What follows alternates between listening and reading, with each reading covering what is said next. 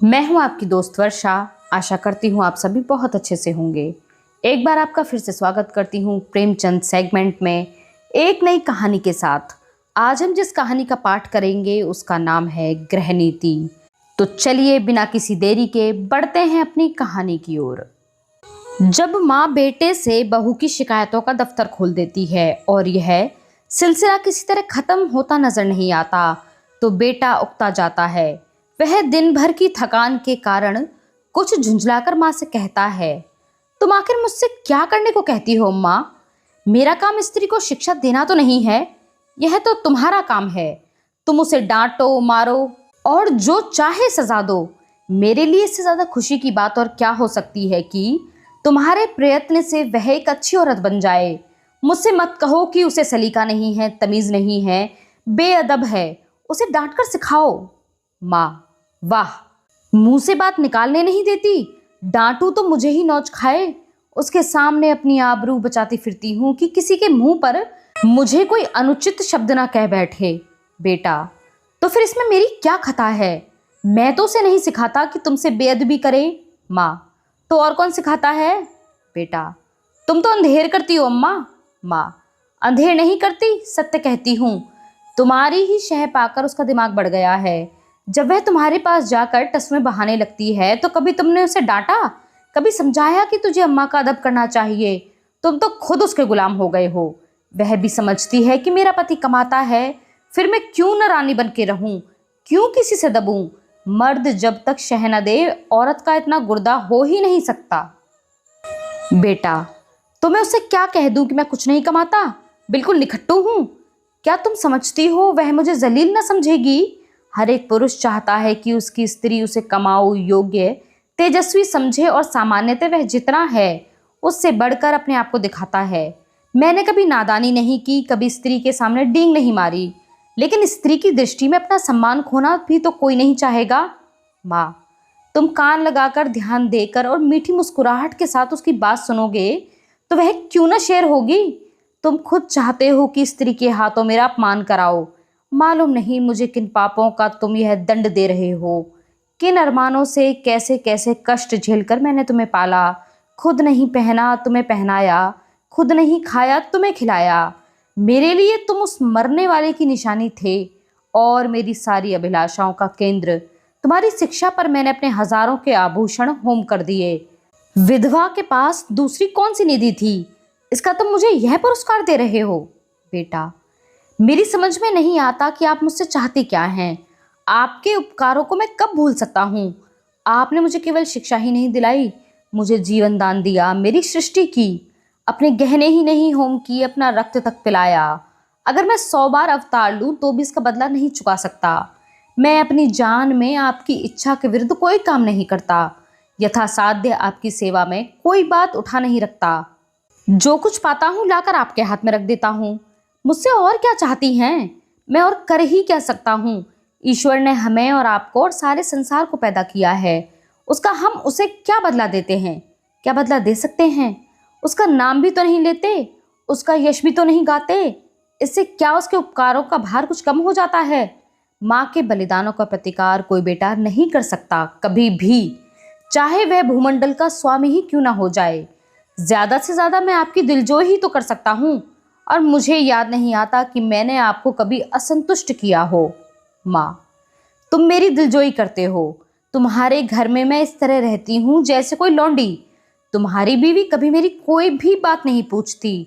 मैं भी कभी बहू थी, रात को घंटे भर सास की देह दबाकर, उनके सिर में तेल डालकर, उन्हें दूध पिलाकर तब बिस्तर पर जाती थी। तुम्हारी स्त्री 9 बजे अपनी किताबें लेकर अपने शहंची में जा बैठती है। वह दोनों खिड़कियां खोल लेती है और मजे से हवा खाती है। मैं मरूं या जीऊं, उसे उससे कोई मतलब नहीं। इसलिए मैंने तुझे पाला था। बेटा, तुमने मुझे पाला था तो यह सारी सेवा मुझसे लेनी चाहिए थी, मगर तुमने मुझसे कभी नहीं कहा। मेरे अन्य मित्र भी हैं, उनमें भी मैं किसी को माँ की देह में मुक्कियां लगाते नहीं देखता। आप मेरे कर्तव्य का भार मेरी स्त्री पर क्यों डालती हैं? यूं अगर वह आपकी सेवा करे तो मुझसे ज्यादा प्रसन्न और कोई ना होगा। मेरी आंखों में उसकी इज्जत दूनी हो जाएगी, शायद उससे और ज्यादा प्रेम करने लगूं। लेकिन अगर वह आपकी सेवा नहीं करती तो आपको उससे अप्रसन्न होने का कोई कारण नहीं है। शायद उसकी जगह मैं होता तो मैं भी ऐसा ही करता।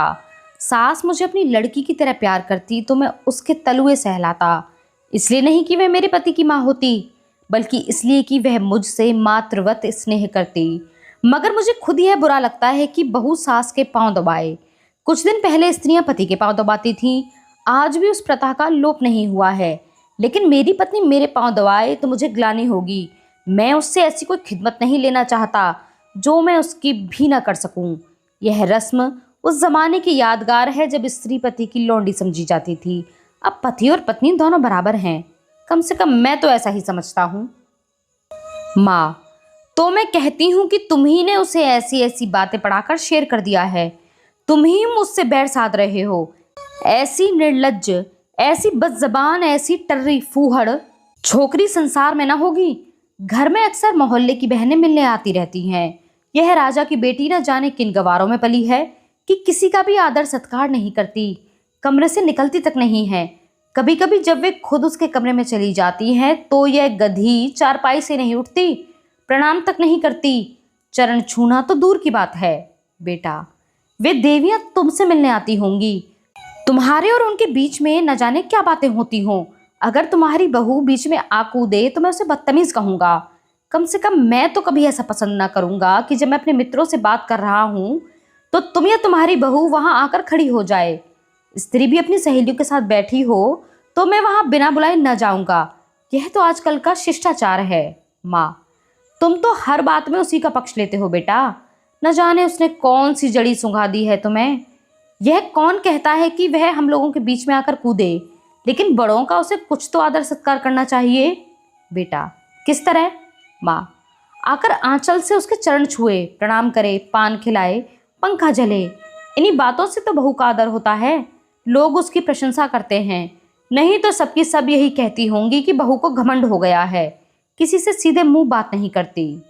बेटा, कुछ विचार करते हुए, हाँ, यह अवश्य उसका दोष है, मैं उसे समझा दूंगा। माँ प्रसन्न होकर, तुमसे सच कहती हूँ बेटा, चारपाई से उठती तक नहीं है। सब औरतें थोड़ी थोड़ी करती रहती हैं, मगर उसे तो शर्म जैसे छू ही नहीं गई, और मैं हूँ कि मारे शर्म के मरी जाती हूँ। बेटा, यही मेरी समझ में नहीं आता कि तुम हर वक्त अपने आप को उसके कामों की जिम्मेदार क्यों समझ लेती हो। मुझ पर दफ्तर न जाने पर कितनी घुड़कियां पड़ती हैं, रोज ही तो जवाब तलब होता है, लेकिन तुम्हें उल्टे मेरे साथ सहानुभूति होती है। क्या तुम समझती हो अफसरों को मुझसे कोई बैर है जो अनायास ही मेरे पीछे पड़े रहते हैं, या उन्हें उन्माद हो गया है जो अकारण ही मुझे काटने दौड़ते हैं? नहीं, इसका कारण यही है कि मैं अपने काम में चौकस नहीं हूँ, गलतियाँ करता हूँ, सुस्ती करता हूँ, लापरवाही करता हूँ। जहाँ अफसर सामने से हटा कि लगे समाचार पत्र पढ़ने या ताश खेलने, क्या उस वक्त हमें यह ख्याल नहीं रहता कि काम पड़ा हुआ है और यह साहब डांट ही तो बताएंगे, सिर झुका कर सुन लेंगे, बाधा टल जाएगी, पर ताश खेलने का अवसर नहीं है। लेकिन कौन परवाह करता है? सोचते हैं तुम मुझे दोषी समझकर भी मेरा पक्ष लेती हो, और तुम्हारा बस चले तो हमारे बड़े बाबू को मुझसे जवाब तलब करने के अभियोग में काले पानी भेज दो। माँ खिलकर, मेरे लड़के को कोई सजा देगा तो क्या मैं पान फूल से उसकी पूजा करूंगी? बेटा, हर एक बेटा अपनी माता से इसी तरह की कृपा की आशा रखता है, और सभी माताएं अपने लड़कों के ऐबों पर पर्दा डालती हैं। फिर बहुओं की ओर से क्यों उनका हृदय इतना कठोर हो जाता है, यह मेरी समझ में नहीं आता। तुम्हारी बहू पर जब दूसरी स्त्रियां चोट करें तो तुम्हारे मातृ स्नेह का यह धर्म है कि तुम उसकी तरफ से क्षमा मांगो, कोई बहाना कर दो, उनकी नज़रों में उसे उठाने की चेष्टा करो। इस तिरस्कार में तुम उनका सहयोग क्यों करती हो? तुम्हें क्यों उसके अपमान में मजा आता है? मैं भी तो हर एक ब्राह्मण या बड़े बूढ़े का आदर सत्कार नहीं करता। मैं किसी ऐसे व्यक्ति के सामने सिर झुका ही नहीं सकता जिससे मुझे हार्दिक श्रद्धा न हो। केवल सफ़ेद बाल, सिकड़ी हुई खाल, पोपला मुंह और झुकी हुई कमर किसी को आदर का पात्र नहीं बना देती, और ना जनेऊ, तिलक या पंडित और शर्मा की उपाधि ही भक्ति की वस्तु है। मैं लकीर पीटू सम्मान को नैतिक अपराध समझता हूँ। मैं तो केवल उसी का सम्मान करूँगा जो मनसा वाचा कर्मणा हर पहलू से सम्मान के योग्य है, जिसे मैं जानता हूँ कि मक्कारी, स्वार्थ साधन और निंदा के सिवा और कोई कुछ नहीं करता, जिसे मैं जानता हूँ कि रिश्वत और सूद और खुशामद की कमाई खाता है, वह अगर ब्रह्मा की आयु लेकर भी मेरे सामने आए तो भी मैं उसे सलाम न करूं? तुम इसे मेरा अहंकार कह सकती हो, लेकिन मैं मजबूर हूं। जब तक मेरा दिल न झुके, मेरा सिर भी न झुकेगा। मुमकिन है तुम्हारी बहू के मन में भी उन देवियों की ओर से अश्रद्धा के भाव हों। उनमें से दो चार को तो मैं भी जानता हूँ। हैं वे सब बड़े घर की, लेकिन उनके दिल छोटे हैं और विचार भी छोटे हैं। कोई निंदा की पुतली है तो कोई खुशामद में युक्त, कोई गाली गलौज में अनुपम। सभी रूढ़ियों की गुलाम, ईर्ष्या द्वेष से जलने वाली। एक भी ऐसी नहीं जिसने अपने घर को नरक का नमूना ना बना रखा हो। अगर तुम्हारी बहू ऐसी औरतों के आगे सिर नहीं झुकाती तो मैं उसे दोषी नहीं समझता। माँ: अच्छा, अब चुप रहो बेटा। देख लेना तुम्हारी यह रानी एक दिन तुमसे चूल्हा ना जलवाए और झाड़ू ना लगवाए तो कहना। औरतों को बहुत सिर पर चढ़ाना अच्छा नहीं होता। इस निर्लज्जता की भी एक हद होती है कि बूढ़ी सास तो खाना पकाए और जवान बहू बैठी उपन्यास पढ़ती रहे। बेटा, बेशक यह बुरी बात है और मैं हरगिज नहीं चाहता कि तुम खाना पकाओ और वह उपन्यास पढ़े, चाहे वह उपन्यास प्रेमचंद जी के ही क्यों न हो। लेकिन यह भी तो देखना होगा कि उसने अपने घर कभी खाना नहीं पकाया। वहाँ रसोइया महाराज हैं, और जब चूल्हे के सामने जाने से उसके सिर में दर्द होने लगता है तो मैं उसे खाना पकाने के लिए मजबूर करना, उस पर अत्याचार करना है। मैं तो समझता हूँ ज्यों ज्यों हमारे घर की दशा का उसे ज्ञान होगा, उसके व्यवहार में आप ही आप इस्लाह होती जाएगी। यह उसके घर वालों की गलती है कि उन्होंने उसकी शादी किसी धनी परिवार में नहीं की। हमने भी यह शरारत की कि हमने अपनी असली हालत उनसे छिपाई और यह प्रकट किया कि हम पुराने रईस हैं। अब हम किस मुंह से यह कहते कि तू खाना पका या बर्तन मांज, अब झाड़ू लगा। हमने उन लोगों से छल किया है और इसका फल हमें चखना पड़ेगा। अब तो हमारी कुशल इसी में है कि अपनी दुर्दशा को नम्रता, विनय और सहानुभूति से ढकें और उसे अपने दिल को यह तसल्ली देने का अवसर दें कि बला से धन नहीं मिला, घर के आदमी तो अच्छे मिले। अगर यह तसल्ली भी हमने उससे छीन ली तो तुम ही सोचो उसे कितनी हृदय विदारक वेदना होगी। ऐसा करने से शायद वह हम लोगों की सूरत से भी घृणा करने लगे। माँ: उसके घर वालों को 100 दफे गरज थी, तब हमारे यहाँ ब्याह किया। हम उनसे कुछ भीख मांगने गए थे क्या? बेटा, उनको अगर लड़के की गरज थी तो हमें भी धन और कन्या दोनों की गरज थी। माँ: यहाँ के बड़े बड़े रईस हमसे नाता करने को मुंह फुलाए हुए थे। बेटा, इसलिए कि हमने रईसों का स्वांग बना रखा है। घर की असली हालत खुल जाए तो कोई बात भी न पूछे। माँ: तो तुम्हारी ससुराल वाले ऐसे कहाँ के रईस हैं? इधर जरा वकालत चल गई तो रईस हो गए, नहीं तो तुम्हारे ससुर के बाप मेरे सामने चपरासी गिरी करते थे। और लड़की का यह दिमाग कि खाना पकाने में सिर में दर्द होता है। अच्छे अच्छे घरों की लड़कियां गरीबों के घर में आती हैं और घर का हालात देखकर वैसा ही बर्ताव करती हैं। यह नहीं कि बैठकर अपने भाग्य को कोसा करें। इस छोकरी ने हमारे घर को अपना समझा ही नहीं। बेटा, जब तुम समझने भी दो, जिस घर में घुड़कियों, गालियों और कटुताओं के सिवा कुछ न मिले, उसे अपना घर कौन समझे? घर तो वह है जहाँ स्नेह और प्यार मिले। कोई लड़की डोली से उतरते ही सास को अपनी माँ नहीं समझ सकती। माँ तभी समझेगी जब सास पहले उसके साथ में माँ का सा बर्ताव करे, बल्कि अपनी लड़की से भी ज़्यादा प्रेम करे। माँ: अच्छा, अब चुप रहो, जी न जलाओ। यह ज़माना ही ऐसा हो गया है कि लड़कों ने स्त्री का मुंह देखा और उसके गुलाम हुए। ये सब न जाने कौन सा मंत्र सीख कर आती हैं। यह बहू बेटी के लक्षण हैं कि पहर दिन चढ़े सोकर उठे।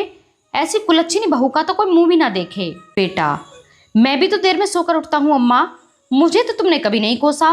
माँ: तुम हर बात में उससे अपनी बराबरी क्यों करते हो? बेटा, यह उसके साथ घोर अन्याय है, क्योंकि जब तक वह इस घर को अपना नहीं समझती तब तक उसकी हैसियत मेहमान की है, और मेहमान की हम खातिर करते हैं, उसके ऐब नहीं देखते।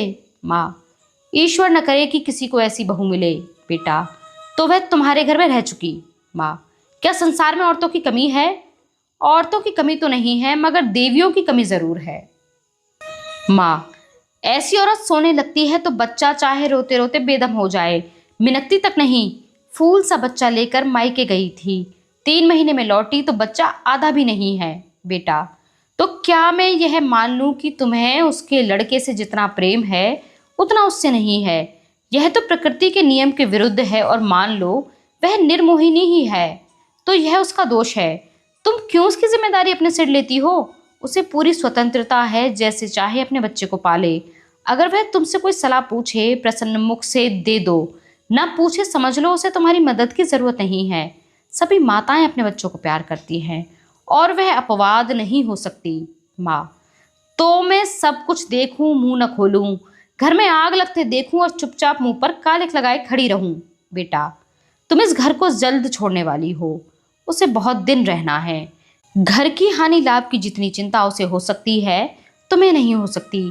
फिर मैं कर ही क्या सकता हूँ? ज्यादा से ज्यादा उसे डांट सकता हूँ, लेकिन वह डांट की परवाह ना करे और तुर्की बतुर्की जवाब दे दे।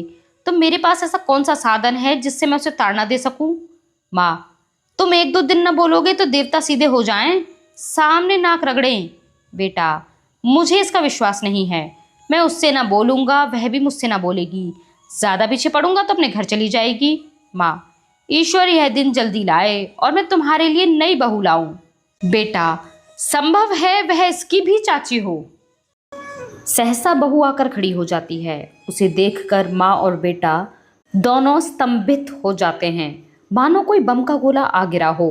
वह रूपवती, नाजुक मिजाज, गर्वीली रमणी है जो मानो शासन करने के लिए ही बनी है।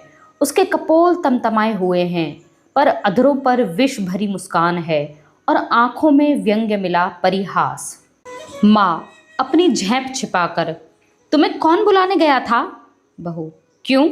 यहाँ जो तमाशा हो रहा है उसका आनंद मैं ना उठाऊं? बेटा, माँ बेटे के बीच तुम्हें दखल देने का कोई हक नहीं।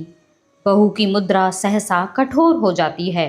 बहू, अच्छा, आप जबान बंद रखिए। जो पति अपनी स्त्री की निंदा सुनता रहे वह पति बनने के योग्य नहीं।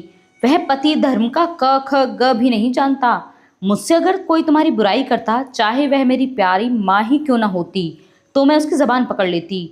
तुम मेरे घर जाते हो तो मैं वहां जिसे देखती हूँ तुम्हारी प्रशंसा ही करता है। छोटे से बड़ों तक गुलामों की तरह दौड़ते फिरते हैं। अगर उनके बस में हो तो तुम्हारे लिए स्वर्ग के तारे तोड़ लाएं। और उसका जवाब मुझे यहाँ यह मिलता है कि बात बात पर ताने, महने, तिरस्कार, बहिष्कार। मेरे घर तो तुमसे कोई नहीं कहता कि तुम देर में क्यों उठे, तुमने अमुक महोदय को सलाम क्यों नहीं किया, अमुक के चरणों पर सिर क्यों नहीं पटका। मेरे बाबूजी कभी गवारा ना करेंगे कि तुम उनकी देह पर मुक्किया लगाओ, या उनकी धोती धो, या उन्हें खाना पकाकर खिलाओ। मेरे साथ यहाँ यह बर्ताव क्यों? मैं यहाँ लौंडी बनकर नहीं आई हूँ, तुम्हारी जीवन संगिनी बनकर आई हूँ। मगर जीवन संगिनी का तो यह अर्थ नहीं कि तुम मेरे ऊपर सवार होकर मुझे जलाओ। मेरा काम यह है कि जिस तरह चाहूँ तुम्हारे साथ अपने कर्तव्य का पालन करूँ। उसकी प्रेरणा मेरी आत्मा से होनी चाहिए, ताड़ना या तिरस्कार से नहीं।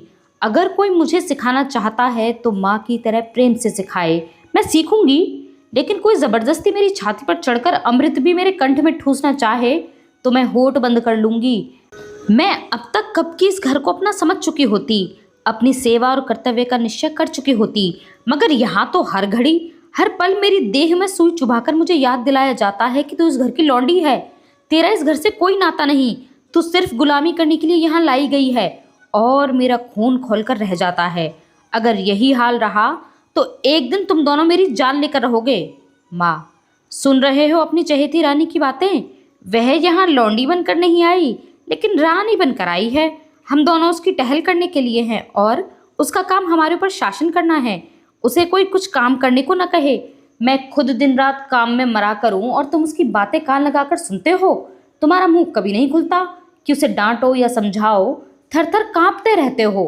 बेटा, अच्छा अम्मा, ठंडे दिल से सोचो। मैं इसकी बातें न सुनूं तो कौन सुने? क्या तुम इसके साथ इतनी हमदर्दी भी नहीं देखना चाहती? आखिर बाबूजी जीवित थे तब वे तुम्हारी बातें नहीं सुनते थे क्या? तुम्हें प्यार करते थे या नहीं? फिर मैं अपनी बीवी की बातें सुनता हूँ तो ऐसी कौन सी नई बात करता हूँ, और इसमें तुम्हारे बुरा मानने की कौन सी बात है? माँ, हाय बेटा, तुम अपनी स्त्री के सामने मेरा अपमान कर रहे हो। इसी दिन के लिए मैंने तुम्हें पाल पोस कर बड़ा किया था। क्यों मेरी छाती नहीं फट जाती? वह आंसू पोंछती हुई आपे से बाहर होकर कमरे से निकल जाती है। स्त्री पुरुष दोनों कौतुक भरी आंखों से उसे देखते हैं, जो बहुत जल्द हमदर्दी में बदल जाती है। पति, माँ का हृदय। स्त्री, माँ का हृदय नहीं, स्त्री का हृदय। पति, अर्थात स्त्री जो अंत तक पुरुष का सहारा चाहती है, स्नेह चाहता है और उस पर किसी दूसरी स्त्री का असर देखकर ईर्ष्या से जल उठता है। पति, क्या पगली की सी बातें करती हो? स्त्री, यथार्थ कहती हूँ। पति, तुम्हारा दृष्टिकोण बिल्कुल गलत है और इसका तजुर्बा तुम्हें तब होगा जब तुम खुद सास बनोगी। स्त्री, मुझे सास बनना ही नहीं है। लड़का अपने हाथ पांव का हो जाए, ब्याह करे और अपना घर संभाले, मुझे बहू से क्या सरोकार। पति, तुम्हें यह अरमान बिल्कुल नहीं कि तुम्हारा लड़का योग्य हो, तुम्हारी बहू लक्ष्मी हो और दोनों का जीवन सुख से कटे। स्त्री, क्या मैं माँ नहीं हूँ? पति, माँ और सास में क्या कोई अंतर है? स्त्री, उतना ही जितना जमीन और आसमान में। माँ प्यार करती है, सास शासन करती है। कितनी ही दयालु, सहनशील, सतोगुणी स्त्री हो, सास बनते ही मानो ब्याई हुई गाय हो जाती है। जिसे पुत्र से जितना ही ज्यादा प्रेम है, वह बहू पर उतनी ही निर्दयता से शासन करती है। मुझे भी अपने ऊपर विश्वास नहीं है। अधिकार पाकर किसे मद नहीं हो जाता। मैंने तय कर लिया है, सास बनूंगी ही नहीं। औरत की गुलामी सासों के बल पर ही कायम है। जिस दिन सासें न रहेंगी, औरत की गुलामी का अंत हो जाएगा। पति, मेरा ख्याल है तुम भी जरा सहज बुद्धि से काम लो तो तुम अम्मा पर भी शासन कर सकती हो। तुमने हमारी कुछ बातें सुनी? स्त्री, बिना सुने ही मैंने समझ लिया कि बातें क्या हो रही होंगी। वही बहू का रोना। पति, नहीं नहीं, तुमने बिल्कुल गलत समझा। अम्मा के मिजाज में आज मैंने विस्मयकारी अंतर देखा, बिल्कुल अभूतपूर्व। आज वह जैसे अपनी कटुताओं पर लज्जित हो रही थीं। हाँ, प्रत्यक्ष रूप से नहीं, सांकेतिक रूप से। अब तक वे तुमसे इसलिए नाराज रहती थी कि तुम देर से उठती हो। अब शायद उन्हें यह चिंता हो रही है कि कहीं सवेरे उठने से तुम्हें ठंड न लग जाए। तुम्हारे लिए पानी गर्म करने को कह रही थी। पत्नी, प्रसन्न होकर, सच? पति, हाँ, मुझे तो सुनकर आश्चर्य हुआ। स्त्री, तो अब मैं मुंह अंधेरे उठूंगी, ऐसी ठंड क्या लग जाएगी? लेकिन तुम मुझे कहीं चकमा तो नहीं दे रहे हो? पति, अब इस बदगुमानी का क्या इलाज? आदमी को कभी कभी अपने अन्याय पर खेद तो होता ही है। स्त्री, तुम्हारे मुंह में घी शक्कर। अब मैं सुबह सवेरे उठूंगी, वह बेचारी मेरे लिए क्यों पानी गर्म करेंगी? मैं खुद गर्म कर लूंगी। आदमी करना चाहे तो क्या नहीं कर सकता। पति, मुझे उनकी बात सुन सुनकर ऐसा लगता था जैसे किसी दैवी आदेश ने उनकी आत्मा को जगा दिया हो। तुम्हारे अल्लड़पन और चपलता पर कितना भन्नाती हैं। चाहती थी कि घर में कोई बड़ी बूढ़ी आ जाए तो तुम उसके चरण छुओ, लेकिन शायद अब उन्हें मालूम होने लगा है कि इस उम्र में सभी थोड़े बहुत अल्लड़ होते हैं। शायद उन्हें अपनी जवानी याद आ रही है। कहती थी यही तो शौक सिंगार, पहनने ओढ़ने, खेलने खाने के दिन हैं। बूढ़ियों का तो दिन भर तांता लगा रहता है। कहाँ तक कोई उनके चरण छुए और क्यों छुए? ऐसी कहाँ की बड़ी देवियां हैं? स्त्री, मुझे तो हर्षोन्माद हुआ जाता है। पति, मुझे तो विश्वास ही नहीं आता था। स्वप्न देखने का संदेह हो रहा था। स्त्री, अब आई हैं राह पर। पति, कोई दैवी प्रेरणा समझो। स्त्री, मैं कल से ठेठ बहू बन जाऊंगी। किसी को खबर भी ना होगी कि कब अपना मेकअप करती हूँ। सिनेमा के लिए भी सप्ताह में एक दिन काफ़ी है। बुढ़ियों के पांव छू लेने में क्या ही हरज है? वे देवियां न सही, चुड़ैल ही सही, मुझे आशीर्वाद तो देंगी, मेरा गुण तो गाएंगी। पति, सिनेमा का तो उन्होंने नाम भी नहीं लिया। स्त्री, तुमको जो इसका शौक है, अब मैं तुम्हें भी ना जाने दूंगी। पति, लेकिन सोचो तुमने कितनी ऊंची शिक्षा पाई है, किस कुल की हो। इन खूसट बुढ़ियों के पांव पर सिर रखना तुम्हें बिल्कुल शोभा न देगा। स्त्री, तो क्या ऊंची शिक्षा के यह मायने हैं कि हम दूसरों को नीचा समझें? बुढ़े कितने ही मूर्ख हों, लेकिन दुनिया का तजुर्बा जो रखते हैं। दुनिया में कुल की प्रतिष्ठा भी नम्रता और सद्व्यवहार से ही बढ़ती है, हेकड़ी और रुखाई से नहीं। पति, मुझे तो यही ताज्जुब होता है कि इतनी जल्दी इनकी काया पलट कैसे हो गई। अब इन्हें बहुओं का सास के पांव दबाना या उनकी साड़ी धोना या उनकी देह में मुक्कियां लगाना बुरा लगने लगा है। कहती थी बहू कोई लौंडी थोड़ी ही है कि बेटी सास के पांव दबाए। स्त्री, मेरी कसम। पति, हाँ जी, सच कहता हूँ। अब वे तुम्हें खाना भी न पकाने देंगी।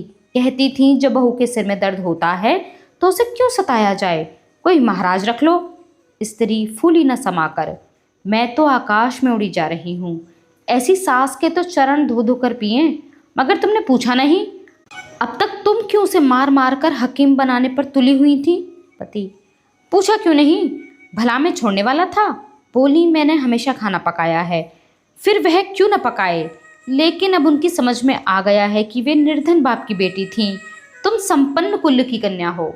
स्त्री, अम्मा जी का दिल साफ है, उन्हें मैं क्षमा के योग्य समझती हूँ। जिस जलवायु में हम पलते हैं उसे एक बार ही नहीं बदल सकते। जिन रूढ़ियों और परंपराओं में उनका जीवन बीता है उन्हें तुरंत त्याग देना उनके लिए कठिन है।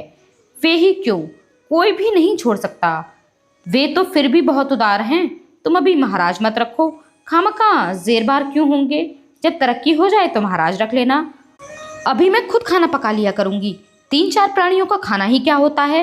मैं तो सोचती हूँ कि मेरी जात से कुछ अम्मा को आराम मिले। मैं जानती हूँ सब कुछ, लेकिन कोई रौब जमाना चाहे तो मुझसे बुरा कोई नहीं। पति, मगर यह तो मुझे बहुत बुरा लगेगा कि तुम रात को अम्मा के पांव दबाने बैठो। स्त्री, बुरा लगने की कौन सी बात है।